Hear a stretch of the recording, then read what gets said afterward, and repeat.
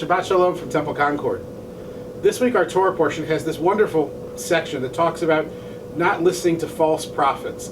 That there will be from time to time those who rise up and claim to hear the voice of God and claim to know what God wants, and we're instructed to not listen to them, to believe in the one true God and to ignore these voices that come along. And the truth is that problem didn't exist just then.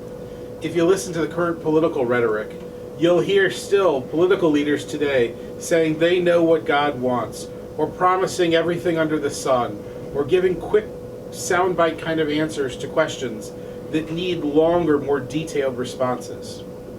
And our response to those would-be leaders, those politicians who are seeking our support, should be the same as the response that the Torah suggests.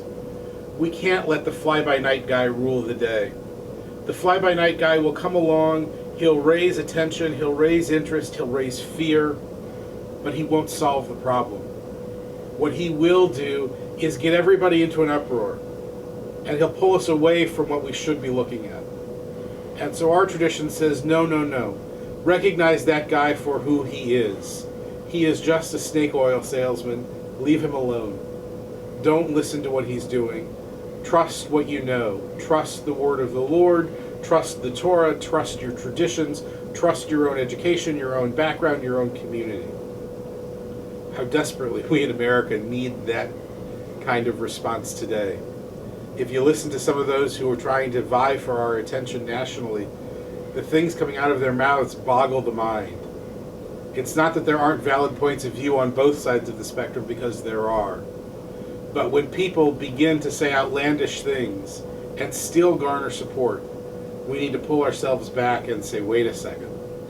Our tradition knows what this is, and our tradition understands how to deal with it. Our tradition says, let the guy go on and ramble for a little bit, and then move on. Move past him, ignore him, and go back to what you know will work. Because we have before us a path of what we need to do to be God's partners, to make our world better, and to make our lives better. And if we follow those paths, then we will succeed far beyond what any soothsayer or snake oil salesman or real estate developer can promise us on the national scene. Shabbat service is this Friday night as we celebrate Shabbat in Parshat Re'eh. We'll be at 6 o'clock. We'll be meeting at the JCC in the back by the pool. We'll have services at 6 and dinner, and the pool will be open late, so bring a swimming suit. Feel free to join us for an evening swim. The weather, at least for now, appears to be good. If it changes, we'll let you know. But it's a wonderful time to celebrate Shabbat at the JCC and to be able to celebrate Shabbat with swimming and good food and a good time within our community. Shabbat morning, we'll have services at 11, preceded, of course, by Torah study at 10. And in the coming week, the usual sorts of things are going on at the temple.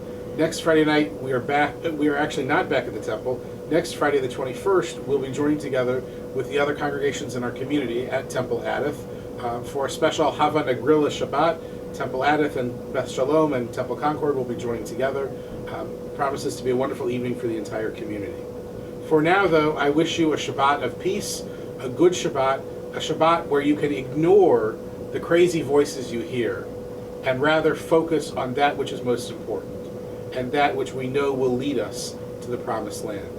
Shabbat Shalom for now. Look forward to seeing you in the temple.